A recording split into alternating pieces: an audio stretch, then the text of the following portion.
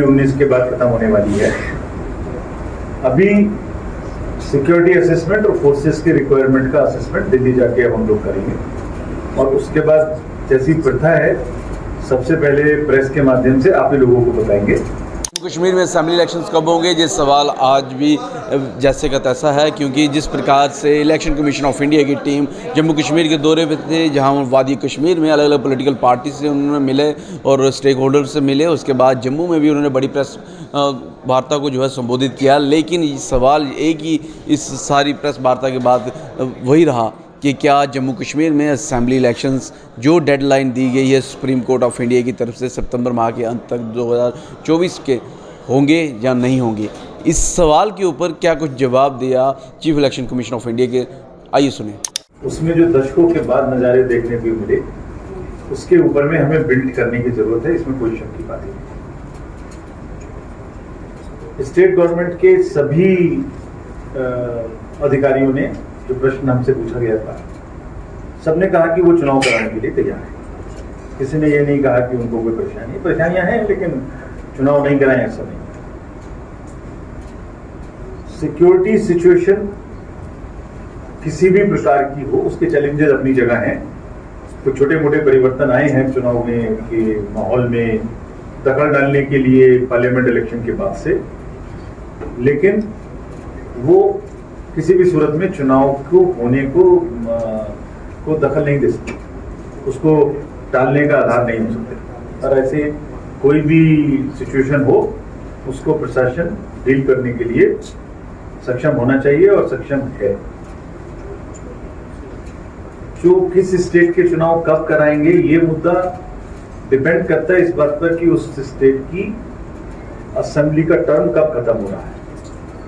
तो इस साल में जो 4-5 स्टेट के चुनाव आने वाले हैं उनकी अलग अलग टाइम लाइन्स हैं और उसके हिसाब से हम निर्णय करेंगे। जहाँ तक आपने पूछा सबसे पहले कि यहाँ के चुनाव का ऐलान के बारे में, हमारा स्टेट लेवल का रिव्यू पूरा हो गया।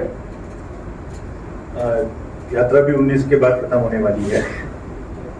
अभी सिक्योरिटी असेसमेंट और फोर्सेस के रिक्वायरमेंट का असेसमेंट दिल्ली जाके अब हम लोग करेंगे, और उसके बाद जैसी प्रथा है सबसे पहले प्रेस के माध्यम से आप ही लोगों को बताएंगे कि कब चुनाव होंगे। चैलेंजेस एक पॉजिटिव है और एक छोटे से नेगेटिव। पॉजिटिव चैलेंज हमारे सामने ये है, हम ही समझते हैं कि लोगों की भागीदारी बहुत अच्छे से इस बार बढ़ने वाली है, कैंडिडेट्स की भी, वोटर्स की भी। तो उसको हम किस प्रकार से अपने पूरे प्रोसेस से ऐसी सुविधाएं उपलब्ध कराएं कि वो एक्चुअली बढ़ सके, ये हमारा चैलेंज है और ये पॉजिटिव चैलेंज है। इसको हम बहुत खुशी के साथ एक्सेप्ट करते हैं। Very happy to accept this. Everybody in the field has been directed that you go proactive in making arrangements at the polling station, in making arrangements in the voter list, sweep activities, go to colleges, go to youth, connect. आज हम भी गए सबसे पहले आते समय, हमने भी वोटर्स से, यंग वोटर्स से कनेक्ट किया। कहाँ, और इतना एंथुसियाज्म था उनके अंदर, बोल रहे थे हम अपने तो आएंगे, अपने साथ में 8-10 लोगों को और लेके आएंगे। तो ये जो तस्वीर है, इस तस्वीर को आगे बढ़ाना और इसको इलेक्शन की में कन्वर्ट करना, वोटिंग में सबको माहौल देना, ये हमारा काम, और ये चैलेंज हम लोग एक्सेप्ट करने के लिए बिल्कुल खुशी से तैयार। बहरहाल उन्होंने कहा कि जो स्टेट की प्रिपेयरनेस है उसके ऊपर पूरा रिव्यू कर दिया गया है और वैसे काफ़ी सेटिस्फाइंग है, लेकिन आखिरी डिसीजन जो है वो दिल्ली में जाके लेना पड़ेगा और उसमें भी 2 चीज़ें अभी जो है पेंडिंग है। पहला तो ये है सिक्योरिटी रिव्यू, इसके साथ साथ सिक्योरिटी फोर्सेस की अवेलेबिलिटी।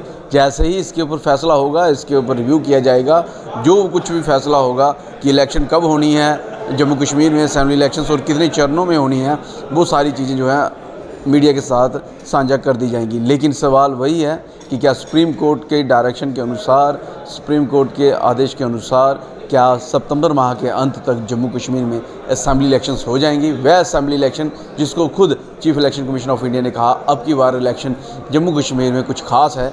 जिस प्रकार से बेंचमार्क सेट किया गया लोकसभा इलेक्शन में, वो अपने आप में काबिल तारीफ़ है। और प्रत्येक स्टेक होल्डर, जो पहला वोटर जो पहली बार वोट करने जा रहा है, यहाँ पॉलिटिकल पार्टीज़ हों, प्रत्येक वोटर्स और प्रत्येक पॉलिटिकल पार्टी यही चाहती है कि अब की बार तो करवा दो असेंबली इलेक्शन जम्मू कश्मीर में। कब होंगे, आपकी क्या वैल्यू राय है, कमेंट सेक्शन में जरूर रखिएगा। देखते रहें great Jammu. Camera person Arjun Singh के साथ मैं पंकज खजूरिया। जय हिंद।